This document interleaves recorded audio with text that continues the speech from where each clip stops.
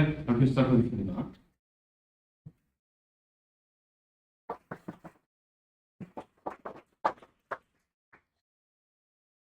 네, 안녕하십니까. 2차 교육체증 프로젝트 첫 번째 발표를 담당하게 되었습니다. 다조 발표자 김동이라고 합니다. 반갑습니다.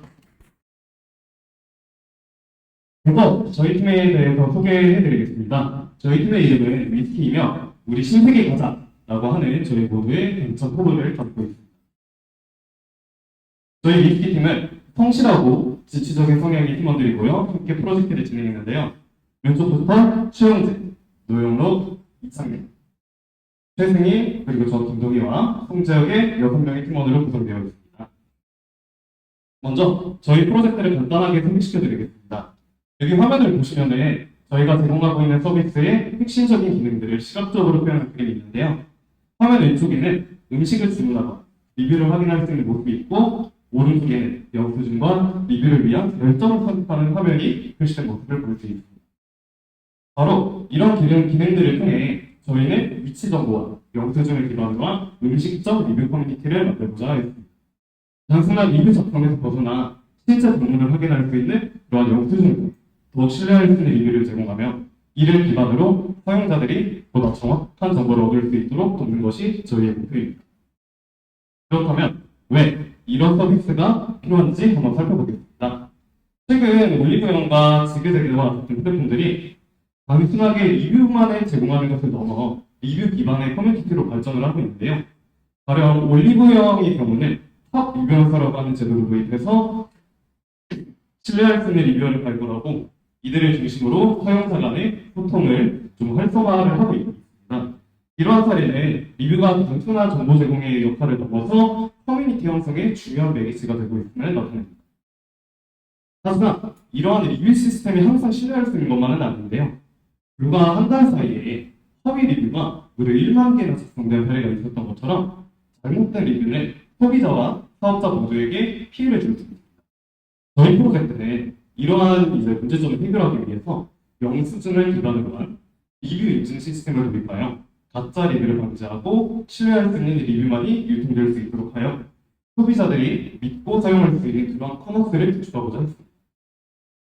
그래서 앞서 저희가 처음 보여드렸던 페이지에 포트폴리오라는 이름의 서비스를 기획을 하게 되었습니다. 자, 이제부터는 저희 프로젝트에 대해서 조금 더 세부적으로 한번 이야기해 보겠습니다. 자, 보고 계신 화면은 저희 팀의 WBS입니다. 저희는 프로젝트를 기획을 하면서 좀 더 체계적인 접근을 위해서 좀 각 작업 단계들을 좀 세분을 해주었고요. 범주별로 계획된 일정 하에 작업을 수행하였습니다. 저희 팀의 업무 방식도 한번 이야기해보고 싶은데요. 먼저 저희 소스 형상 관리를 위한 워크플로우입니다. 저희는 기능별로 독립된 브랜치에서 개발을 수행한 뒤 이를 디벨롭 혹은 메인으로 병합하는 전략을 채택하였습니다. 흔히 알고 계신 기플로 전략과 유사하지만 저희는 릴리즈 브랜치를 사용하지 않고 직접 버전을 병합함으로 통합에 소비되는 오버헤드를 크게 감축할 수 있습니다. 저희는 코드 품질을 보장하기 위해서 브랜치 전략의 기초에서 개별적으로 좀 작업을 수행을 한 뒤 풀 리퀘스트를 작성하는 형태로 작업을 수행하였습니다. 매 풀 리퀘스트마다 저희는 꾸준하고 철저한 리뷰를 수행함으로써 작성된 코드의 문제점을 짚고 개선점을 제안함으로써 코드의 일관성을 유지하는 데 일조하였습니다. 그리고 저희는 단위 시점마다 팀원들이 한자리에 모여서 함께 코드를 발표하는 세션도 진행을 하였는데요. 직접 한 화면을 보면서 의견을 교환하고 문제 해결 방법을 전하며 팀워크 또한 강화하는 효과를 얻을 수 있었습니다. 자, 이제부터 좀 본격적인 개발 내용입니다. 첫 번째로 인프라에 대해서 이야기해 보겠습니다. 저희 서버는 NCP에 KVM 기반 두 개의 쉘 클라우드로 구성되어 있고요. 하나는 웹서버, 또 하나는 데이터베이스 서버입니다. 웹서버에는 엔진엑셀을 통해 들어온 요청이 8080 포트로 리스닝하는 서버 번호로 전달됩니다. 이 서버 내에는 4개의 REST API 서버들이 존재하며 각각 TTL을 위한 레디스와의 서버전, 메일 발송, OCR 요청 중계, 파일 전송의 책임을 담당하고 있습니다. 배포 또한 저희는 개발 환경과 서비스 환경을 좀 명확히 구분하고 있는데요. 이 액션을 통해 구성된 파이프라인은 메인과 디벨롭, 브랜치 각각을 서로 다른 서버 시스템으로 배포를 하고 있습니다. 디벨롭 브랜치의 경우는 테스트 및 개발 목적으로 레딧 기반의 리눅스 시스템에서 동작하는 서버로, 그리고 반대로 메인 브랜치는 NCP의 웹 서버로 실제 서비스가 운영될 수 있도록 저희가 구성을 해보았습니다. 여러 종류의 서버군과 파이프라인을 효율적으로 좀 관리를 하기 위해서 저희는 두 가지 도구를 사용을 했는데요. 먼저 서버캣이라는 이름의 이제 어플리케이션이 있습니다. 이 앱을 통해서 저희 서버의 CPU 등과 자원 사용, 그리고 네트워크 트래픽 등의 주요 성능적인 지표를 확인을 했고요. 그다음에 로얄 클라이언트를 사용해서 서버 관리 담당자 2명이 공통으로 사용하고 있는 맥 시스템에서 보안 소외 도구를 통해 서버 상태를 모니터링하고 제어할 수 있도록 하였습니다. 자, 지금 보고 계신 페이지는 저희 프로젝트의 데이터베이스 설계를 ER 다이어그램으로 시각화한 거예요. 저희가 자바로 서비스를 작성하기 때문에 데이터베이스와 자바의 대칭 모델 간의 간극을 줄이고 개발 생산성을 좀 키우기 위해서 저희는 JPA를 사용해서 ORM 패러다임에 따라 테이블을 설계해 보았습니다. 이를 통해서 저희는 객체 지향의 장점을 살리며 데이터베이스와의 운동을 더 효율적으로 관리할 수 있습니다. 자, 두 번째로 위치 정보와 음식점 관리입니다. 먼저 저희 서비스의 위치 정보 기능은 카카오의 지도 API에 기반해서 운영합니다. 접속자의 현재 위치와 더불어서 저희 데이터베이스에 입점되어 있는 음식점들의 각 주소는 보유한 주소값을 갖는데요. 이는 미도와 강도를 말합니다. 사용자의 위치에 기반한 정보를 제공하는 저희 서비스에서는 최적의 정보에 대한 접근성 보장을 위해서 내부적으로는 이런 좌표값들을 사용해서 데이터를 주고받으며 사용자에게는 이 좌표값을 기반으로 상호 대응되는 국내 법정 주소 웹페이지 제공을 하고 있습니다. 이와 같이 사용자의 현재 접속 위치에 기반한 주변 음식점들을 한 페이지에서 모아볼 수 있도록 저희 구성해보았습니다. 세 번째로 입점 프로세스인데요. 여기 지금 보고 계신 화면은 저희 시스템에서의 입점 승인 프로세스입니다. 먼저 사용자가 지점에 대한 최소한의 정보를 기입한 후 입점 신청을 합니다. 그렇게 되면 그 신청을 이제 관리자가 검토를 한 후에 승인을 해주는 프로세스를 이루어지고 있는데요. 나머지 이제 세부 정보는 신청이 승인된 이후에 이제 점주 관리 페이지라는 게 따로 있는데 그 페이지를 통해 추가로 입력될 수 있도록 저희가 구성을 해봤습니다. 네 번째로 계정입니다. 저희 시스템에서는 회원 인증을 통해서 사용자 인증 및 접근 제어를 체계적으로 관리하고 있는데요. 일반 회원, 그리고 점주, 관리자 이렇게 각 계정에 배당된 사용자 권한에 따라서 특정 페이지에 대한 접근 권한이 분리되어 있습니다. 그리고 구글과 네이버 계정을 사용해서 소셜 로그인을 이제 할 수 있도록 지원하기 때문에 그로서 편리한 인증 가능해지도록 저희가 한 거죠. 추가로 비크리트 CR보드식을 사용을 해서 사용자의 비밀번호를 안전하게 보호합니다. 다섯 번째로 리뷰입니다. 저희 서비스의 주요화된 아이덴티티죠. 그래서 저희 좀 여러 고민을 좀 거듭해 보았습니다. 커뮤니티라는 단어가 공동체를 의미하는데요. 저희는 리뷰 커뮤니티라는 게 단순한 리뷰 작성의 공간이 아니라 사용자들이 적극적으로 참여하고 서로의 의견을 공유하는 함께 성장할 수 있는 공간으로 자리 잡을 수 있도록 설계하고자 했습니다. 자, 먼저 리뷰라는 것은 소비자가 남긴 직접적인 경험과 평가입니다. 하지만 단순히 리뷰를 모으는 것만으로는 부족하기 때문에 저는 거기에 커뮤니티 개념을 더해보았습니다. 리뷰 커뮤니티는 단순한 정보 제공을 넘어서 사용자 간의 상호작용과 신뢰 형성이 중심이 되는 공간인데요. 마지막으로 저희는 이제 이 영수증 인증 시스템을 여기에 더 도입을 해서 실제 경험을 기반으로 한 리뷰만을 남길 수 있도록 하였습니다. 자, 영수증의 신뢰도 보장이라 함은 OCR을 수행을 한 후에 그 영수증 인식 결과를 직접 리뷰 페이지에 바인딩하는 데 있습니다. 추가로 영수증의 그 구매처와 실제 지점이 동일한지에 대한 그 검증 로직이 있는데요. 이는 각 문자열의 벡터화를 통한 유서도 검증 로직이 적용되어 있기 때문에 특정 인계치 이상의 정확도를 갖는 영수증만 리뷰 프로세스로 이어갈 수 있도록 저희가 설계를 했습니다. 자, 여섯 번째로 음식점의 공지사항과 문의 처리입니다. 음식점 개별의 점주가 사용자에게 제공하는 공지사항 그리고 사용자들의 문의사항을 조회하고 답변할 수 있는 그런 기능을 저희가 적용해 보았습니다. 자, 이번에 신고인데요. 저희는 커뮤니티 서비스인 만큼 사용자들의 부적절한 그런 활동에 대한 제약사항이 분명히 필요하다고 생각합니다. 그래서 이제 음식점의 정보가 잘못되었거나 혹은 특정 사용자의 리뷰 혹은 댓글이 부적절할 경우 관리자에게 신고를 받는 것입니다. 그래서 관리자에 의해서 해당 신고 내용이 이제 제재 대상으로 분류될 경우에는 해당 사용자에게 저희 관련하여 불이익이 발생했다라는 이 내용을 저희가 이메일로 발송하도록 구현해 마지막으로 UI인데요. 저희는 프로젝트 기간 중에 이제 진행을 했던 실무자 멘토링 시간에 이미 촬영되어 있는 영수증 사진을 웹페이지 업로드하기만 하는 것이 사용자 경험을 크게 조회할 수 있다라는 피드백을 받았습니다. 그래서 저희는 이런 불편함을 이제 해소하기 위해서 저희는 모바일 웹에서도 서비스를 활용할 수 있도록 인터페이스를 최적화해 보았습니다. 저희는 스프링 프레임워크를 기반으로 서버 사이드 렌더링을 구현을 했고요. 이를 위해서 HTML, CSS, 타임리퍼와 같은 비교적 네이티브한 기술을 채택하여 작성하였습니다.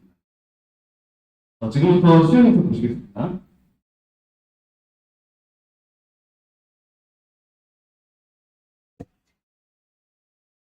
자, 먼저 자기소개 작성하는 기능이 있고요.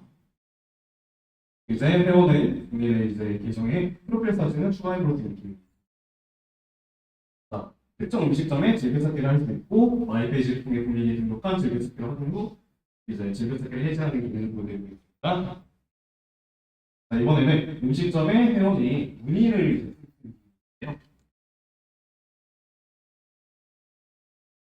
자, 보시다시피 이제 작성한 문의가 바로 웹페이지에 반영되는 모습을 보실 수 있고요. 자, 본인이 작성한 문의에는 보시다시피 삭제 버튼이 있고요. 이 삭제 버튼을 통해서 본인이 작성한 문의사항을 삭제를 할 수 있습니다. 그리고 이렇게 작성된 문의는 보시는 지금 전주 페이지를 통해서 전주가 답변을 해줬습니다.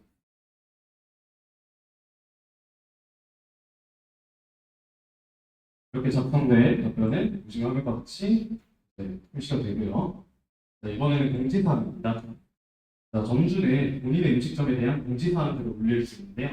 마찬가지로 공지사항이라고 하는 이 관리 페이지를 통해서 본인의 이제 전 지점에 대한 공지사항을 추가를 해볼 수 있겠습니다.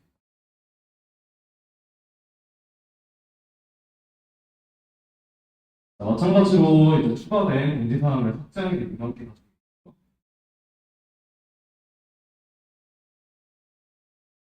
자, 이번에는 이제 리뷰 작성 보여드립니다. 아까 말씀드렸다시피 영수증 이전 프로세스를 통해서 영수증을 촬영한 후 이제 OCR을 수행을 하게 됩니다. 그렇게 지금 수행 결과가 웹페이지에 표시가 되고 아까 말씀드린 그 유서 검증 보시기 위해서 통과가 된 경우에는 이제 보고 계시는 리뷰 작성 프로세스를 이어갈 수 있도록 저희가 작성을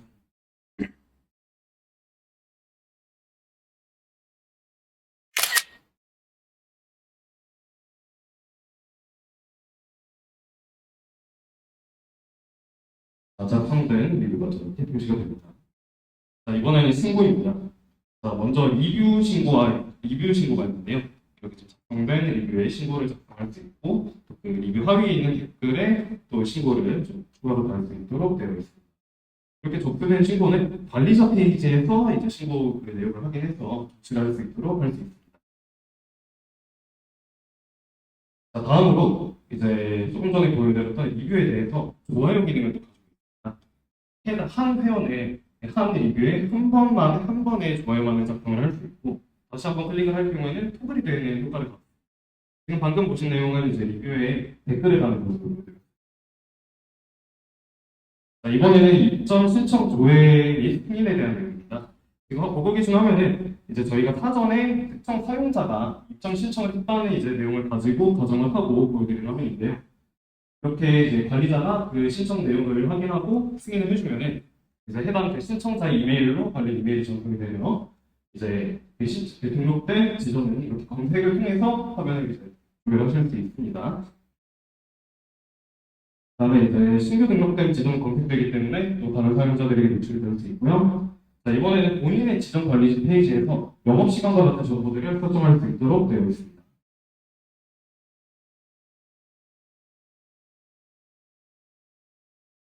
자, 반영된 영업시간이 웹페이지에 반영되고요. 음식점이기 때문에 음식 메뉴를 추가할 수 있겠죠. 사진과 이제 가격 그리고 메뉴 이름을 설정해서 올릴 수 있습니다.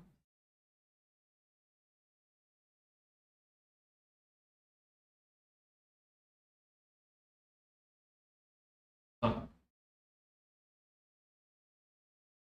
네, 발표하도록 하겠습니다. 저희는 전반적으로 커뮤니케이션과 일정 관리, 코드의 구조 이해에 대해서 중요한 교육을 얻었으며 이를 바탕으로 더 나은 협업과 효율적인 개발을 목표로 향후 개선점을 모색하고자 합니다. 저희 서비스 이후 개발 계획은 지역별 필요와 같은 커뮤니티 기능성 고도화와 수익화 모델의 수립화 같은 비즈니스로서의 기초를 이끌어보고자 합니다. 그리고 기술적인 개선 사항으로는 현재는 레디스에서 TTL만을 사용하고 있습니다만은 이제 레디스의 장점인 인메모리를 사용해서 자주 조회되는 데이터나 캐시할 필요가 있는 데이터를 취급해서 이제 이후에 처리가 요청이 될 경우 데이터베이스에 대한 부하를 줄이고 물가 성능을 향상시킬 계획입니다. 또 수많은 음식점 지점을 다루는 서비스이기 때문에 일러스트 서치와 같은 분산형 검색 엔진을 사용해서 빠른 검색과 필터링 성능을 제공해 볼 계획입니다. 네, 이상입니다. 감사합니다.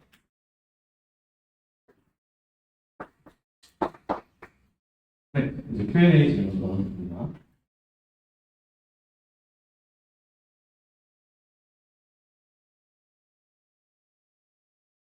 질문 있으신 심사위원분들 자유롭게 질문해 주시면 되겠습니다.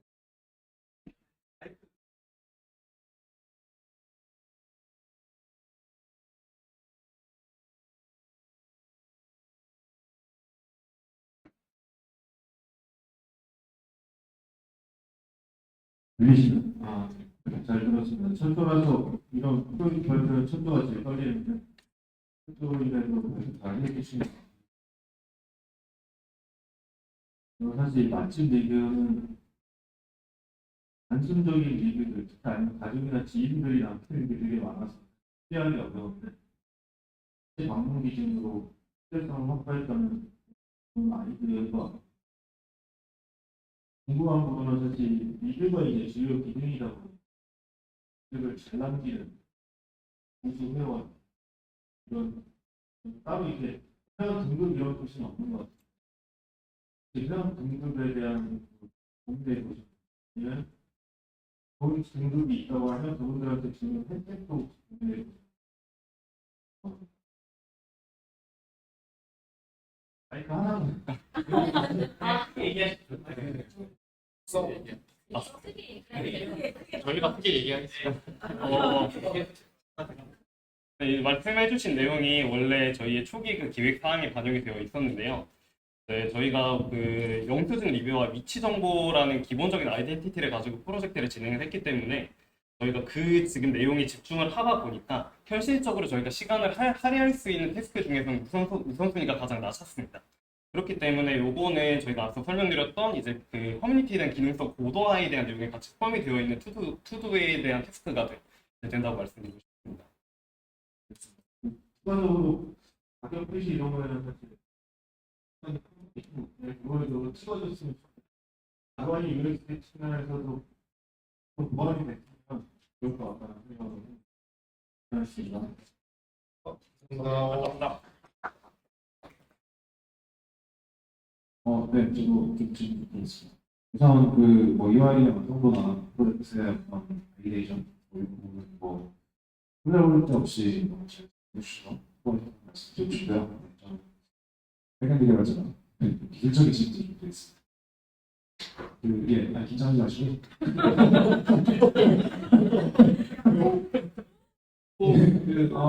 저기 암호 알고리즘을 선택했네요 보니까.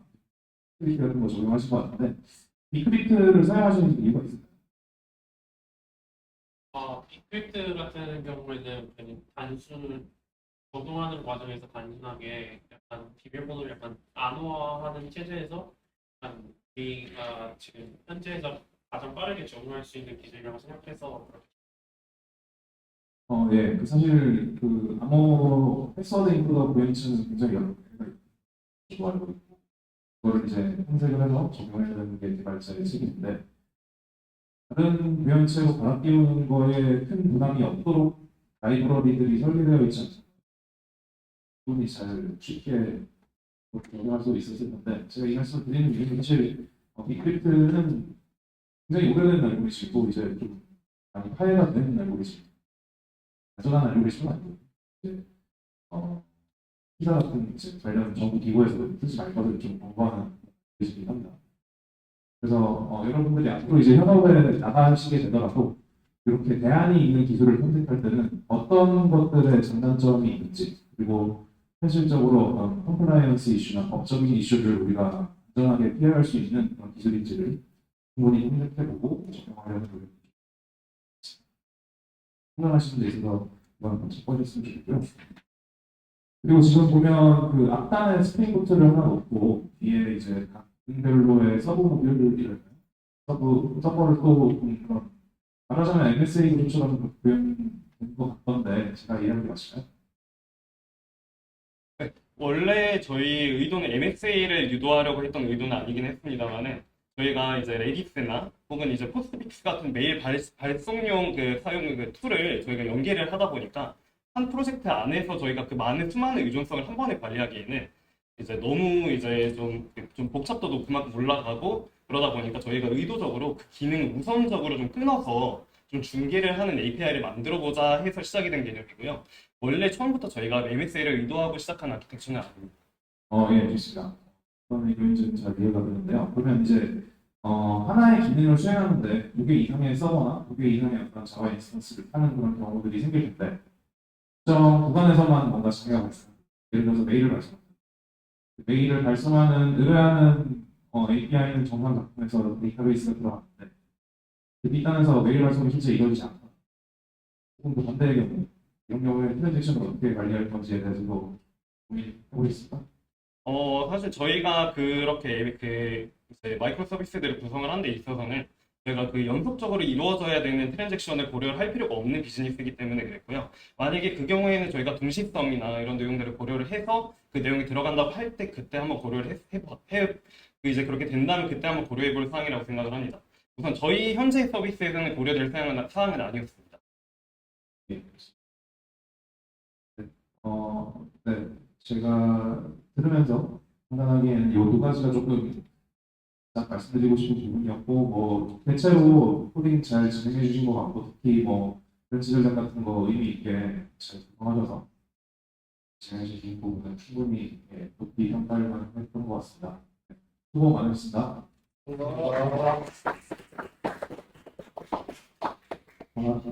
네, 첫 번째 발표인데, 걸리시는데 제가 다시 봐서 완성도도 되게 높은 것 같고요. 실제로 지금 현재 서비스 중에 많아. 실제로도 사용자가 많이 쓸 수도 있고. 저는 주력이 콘텐츠라 혹시 왜 HTML, CSS로만 하시는지 이게 사실 프론트적으로 하다 보면 많이 프론트만 시켜서 포장하게 되는 적으로 아는데 아마 HTML, CSS만 하면은 다들 공부가 원래 뭐 시간이 들어야 될 시간보다 더 많이 들 수밖에 없거든요. 그런 부분들을 왜그 선택을 그런 부분에 애로사항 어떻게 하시는지. 저는 지금 제가 팀 내에서 프론트를 담당하고 백엔드 과정인데 이제 프론트를 그냥 아예 기초적으로 한번 원초적으로 써봐야 하지 않을까 하고 이제 PT와 이제 코칭을 해가지고 계속 그냥 부딪혔던 것 같습니다. 이게 한계를 잘 모르니까 한계도 알 겸 이제 제 자신의 한계도 알고 그리고 스트레를 이제 아예 안 쓰기도 좀 그래가지고 이제 프론트에서 관리자랑 이제 전주 관리 페이지에서 적용을 했었어요. 그리고 이제 무엇보다 이제 제일 느꼈던 게 백엔드 개발자와 이제 소통을 많이 해야 한다는 점과 이번에는 하지 않았지만 API 문서화라는 걸 해가지고 이제 더 소통을 원활하게 하려고 있었어요. 다음부터는 아마 이렇게 근데 뭐 페이지 프로그램이 사실 프론트가 약할 수 있는데 현업에서는 와이 빼겠는만 하면 프론트만 하면 굉장히 많이 할수 있어요. 뭐 이번에 어쨌거나 현재 지금 주력이 뭐 리액트나 이런 거 써보시면서 영어를 보시면 좋을 것 같습니다. 고맙습니다. 뭔가